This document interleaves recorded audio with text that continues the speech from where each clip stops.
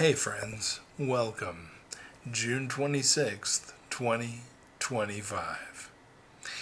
Some cities are named after saints, others after landmarks, but Providence, Rhode Island is different. It's named after the unseen hand of God, the provider, the one who sees ahead and makes a way. But does the city still believe that?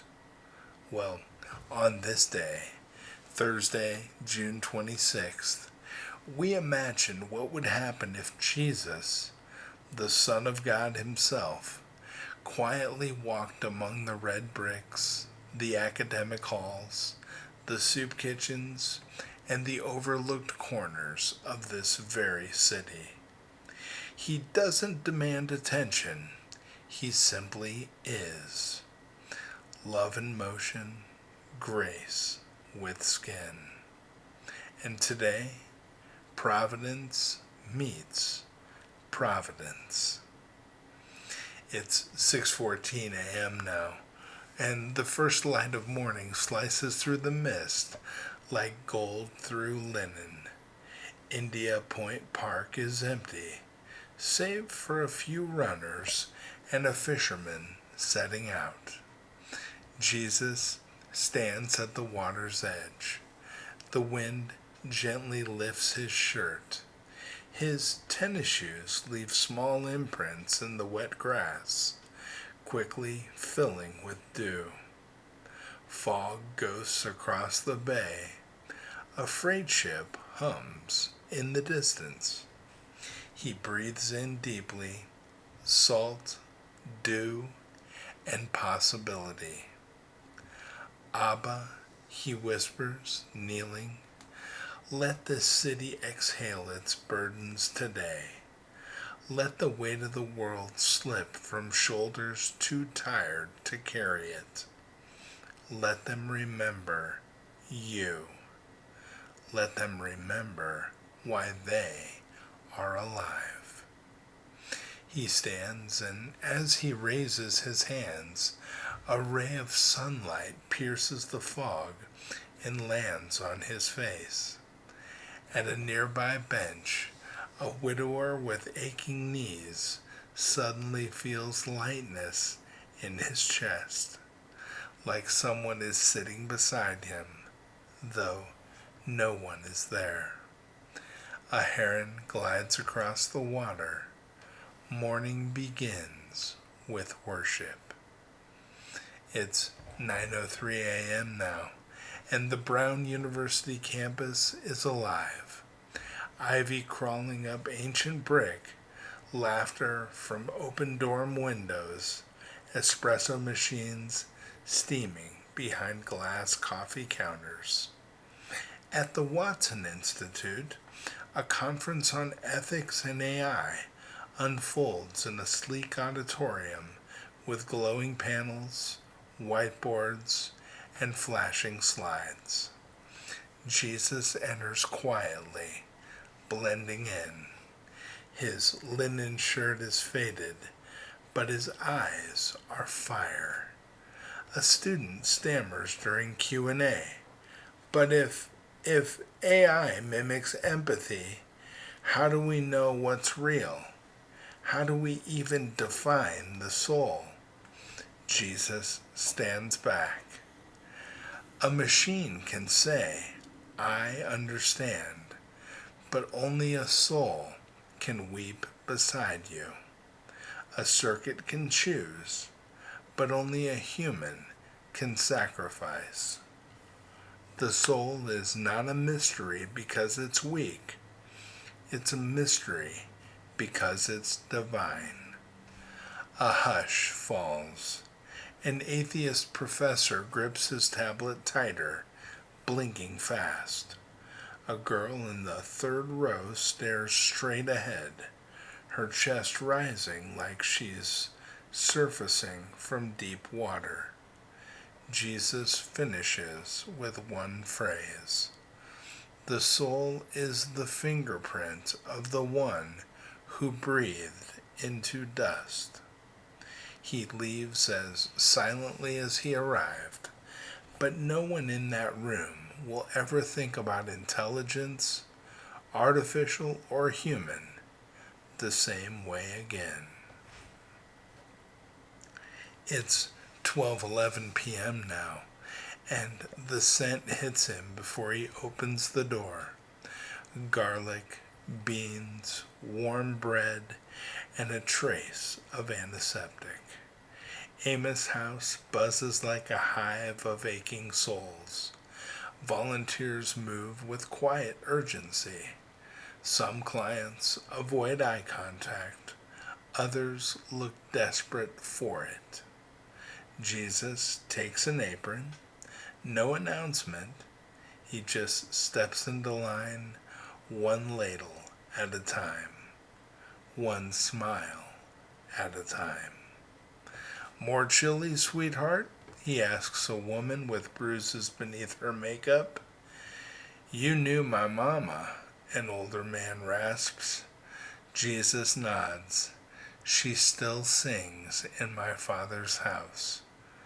At one table, he sits beside a man in a wheelchair whose shoes are held together with duct tape. You were a mechanic once. The man squints. How'd you know that? Your hands still smell like grease. Your heart still knows how to fix things. He blesses the food not with words, but with presence. His laughter makes a girl look up from her tray for the first time all week. A mother hands him a drawing her child made. It's him, with a golden heart and arms big enough to hold the world. It's 3:20 p.m. now, inside the Southside Cultural Center. The air is thick with acrylic and possibility. Paint-splattered canvases line the walls. A stereo plays lo-fi beats. Laughter echoes. There's healing here, but also history, and some of it is still bleeding. Jesus walks in, sits beside Serenity, a 10-year-old with untied shoes and eyes too old for her age. She paints a red balloon floating above a city of jagged black towers. It's me, she says. I'm trying to leave. Paint one for your dad, he whispers. He's trying too. Tears pool in her paint water. She doesn't ask how he knows. Nearby, a teenage boy with autism stacks colors instead of using them. Jesus doesn't correct him. He joins him. Together, they build a pyramid of color. Blue, gold, crimson, and they call it joy. In the back, a veteran paints his nightmares on canvas. Shadows, fire, screaming. He plans to burn it. Jesus gently places a hand on the corner of his painting. Don't destroy your story. Let me redeem it. The man begins a second canvas. A quiet sunrise. It's 6:47 p.m. now on Federal Hill. The smell of oregano, roasted tomatoes, and old family recipes fill Atwell's Avenue. At Constantino Venda Ristorante, two men sit across from each other in cold silence. Once best friends, now bitter competitors. 15 years of broken deals, betrayal, and courtrooms between them. Jesus enters like a friend already expected. He pours the wine himself. You still both dream of the same things, he says, as he tears bread, a better life, a legacy, and peace. Neither speaks. Do you remember the sound of your laughter before you hated each other? He asks. One man covers his mouth. The other nods slowly. Jesus prays not out loud, but into their bones. When they lift their eyes, the air between them has changed. One reaches across the table, hands trembling. Reconciliation is born, not in fireworks, but in silence and bread. It's 9:26 p.m. now, and the city glows beneath the stars. Cars weave through downtown like ribbons of light. From the Prospect Terrace, Jesus stands beside a statue of Roger Williams, founder of the city, who once said, "Forced worship stinks in God's nostrils." A young man in a hoodie walks by, shoulders hunched, head low. Jesus turns. That bottle didn't numb it, and that razor didn't fix it. The boy stops. You are not your pain, and you are not invisible. He says nothing. Jesus sits down. I remember when you were 8, when you prayed in a closet, when you asked me if I was real. I was there then. I am here now. The boy breaks. He doesn't even cry. He just collapses into Jesus' arms.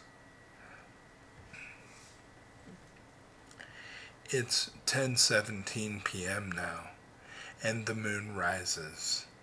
The breeze moves gently through the trees, and Jesus kneels one last time. Father, this city has deep questions and deeper wounds, but you have not left them. Let the thinkers know they're more than minds.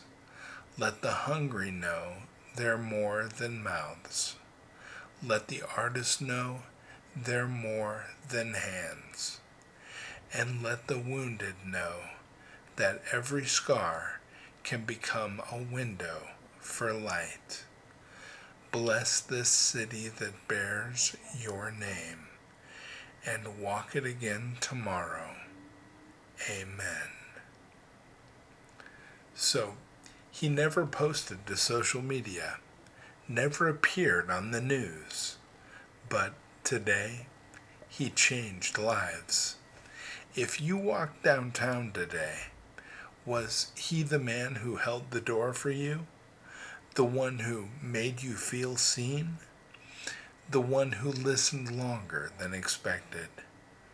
Or maybe he was the voice that whispered in the silence, "You still matter."